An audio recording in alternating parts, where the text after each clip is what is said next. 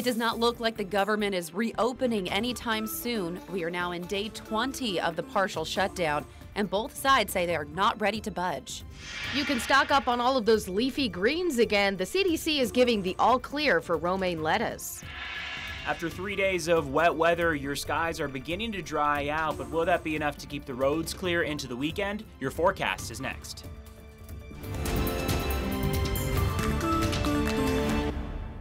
5 a.m. on our Thursday morning. Welcome to KREM 2 Morning News. I'm Jen York. And I'm Brittany Bailey. Well, before we get to our weather forecast on this Thursday, we do want to mention a couple of school delays. The Valley School District and the Quincy School District, both of those are on a 2-hour delay this morning. The only two we've heard so far after quite an eventful morning yesterday. And no closures so far. A little bit different than, what you mentioned yesterday morning. We want to bring in Evan Arani for a look outside. Evan, sounds like we may be drying out as we get closer to the weekend. Yeah, the good news is over the last 24 hours, we've seen those temperatures warm up quite a bit. That's been able to do a good amount of the melting of the roads. We saw yesterday as we woke up pretty much just a layer of ice. That, of course, creates really hazardous driving conditions, hence why we saw yesterday about 30 school delays. I would assume that this morning we're going to have a few less thanks to these warmer temperatures. What we have outside is some activity on satellite radar. You can see all the green on the screen, as we say, but the thing to note is that there is a lot more green now than we have any pink or white. The pink, of course, was freezing rain, white indicating snow. There is still some white on the screen. What we're seeing, though, is in those areas, it is still registering as light rain from the hourly observation. So we're not looking at much snow around the region aside from those higher elevations. What we are seeing is a little bit of fog this morning down toward the Tri-Cities. We're looking at 4 miles of visibility, 2 miles in Moses Lake, and 3 in downtown Spokane. We're keeping an eye on where we see these numbers going, as there could be some problems with fog that continue to worsen as the day goes on. Current temperatures are warming up, as we mentioned. This warm front pushed through overnight, brought our temperatures up to the 30s throughout the region, even down toward Lewiston. They are already at 40 degrees. They're expected to see an afternoon high in the 50s. So today may be one of the warmest days of the next 7 days as we move toward a much drier weather pattern. So that's the improvement on this front. I'll throw things over to Amber Ruspachon. She's checking up on what the roads look like. Amber, I assume it's a little less risky this morning than it was yesterday. Yeah, Evan, you're exactly right. We're not seeing as many different weather conditions that we were dealing with yesterday. It looks like most of that slush has melted, but the roadways are still wet, so you still might run into some slick conditions, and we can see that on the DOT cams right now.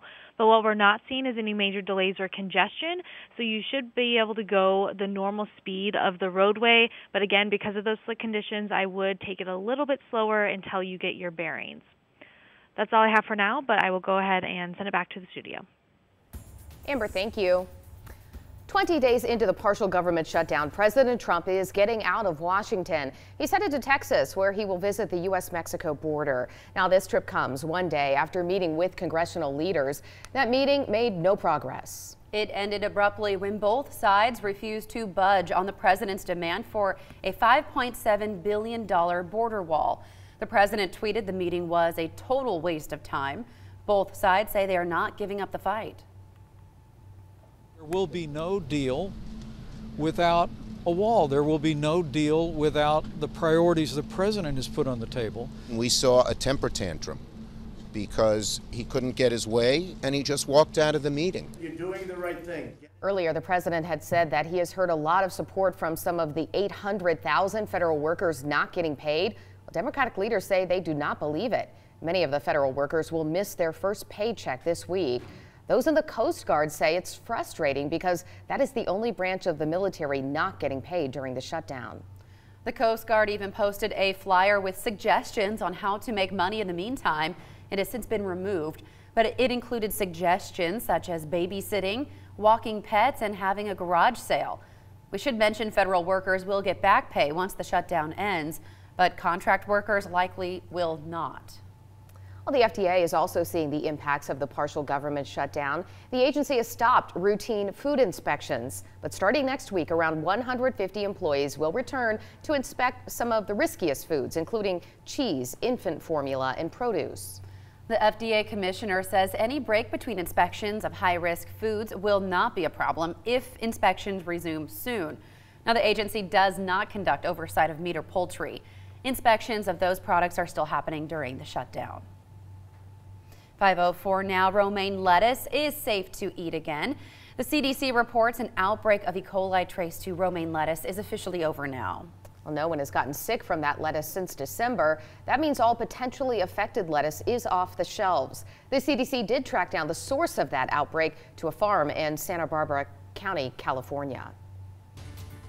Almost 5:05, and we want to get you up to speed with your other national headlines. More changes are in store for the Department of Justice. Deputy Attorney General Rod Rosenstein says he plans to step down once the new Attorney General is sworn into office. For the last year and a half, he has overseen the special counsel's investigation into Russian involvement in the 2016 presidential election. Since appointing Robert Mueller, he has been a target of the president's criticism, but White House leaders say he is not being fired. I don't think there's any willingness by the president or the White House to push him out. If confirmed, the new attorney general would likely inherit oversight of the Russia investigation. A second man charged in the deadly drive-by shooting of a 7-year-old girl in Houston is due in court today. Larry Woodruff now faces a capital murder charge. He is charged along with Eric Black. Authorities say the two mistakenly thought they were attacking people they had fought earlier at a club. For the first time, Phoenix police are talking about the investigation into how a comatose woman gave birth. The 29-year-old is living in a vegetative state and was impregnated at a nursing facility. It all happened without anyone knowing. Police are now calling the case a sexual assault investigation. This woman was unable to move. She was unable to communicate. In other words, she was helpless, but she was incapacitated. Police say they served a warrant and obtained DNA from male staffers at the facility, but they say getting those results will take a long time. Protesters gathered outside of R&B singer R. Kelly's Chicago studio to voice support for survivors of sexual abuse. This all comes after the release of a docu-series detailing sexual abuse allegations made against the singer.